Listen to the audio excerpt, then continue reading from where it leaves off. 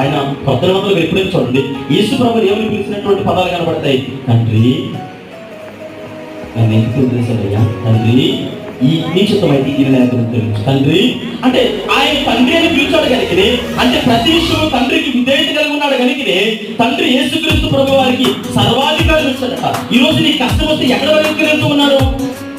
ప్రార్థన చేస్తున్నాం కదా, ప్రార్థన ముగింపులో ఏమని ప్రార్థన చేస్తాం అమ్మా? ఏమని ముగిస్తాం ప్రార్థన? యేసుక్రీస్తు నామములో. అంటే తండ్రి ఉన్నాడు, తండ్రిని అడుగుతున్నా కరెక్టే, తండ్రి నీ చిత్తమైతే నన్ను ఒకసారి జ్ఞాపకం చేసుకోండి తండ్రి అంటాం కరెక్టే. కానీ మధ్యలో యేసుక్రీస్తు ప్రభువు రికమెండేషన్ ఎందుకు? ఆయన లేకపోతే నీకు ఆశీర్వాదం లేవు కనుక. ఆయన ఎవరో తెలుసా? సమాధానములకు కర్త.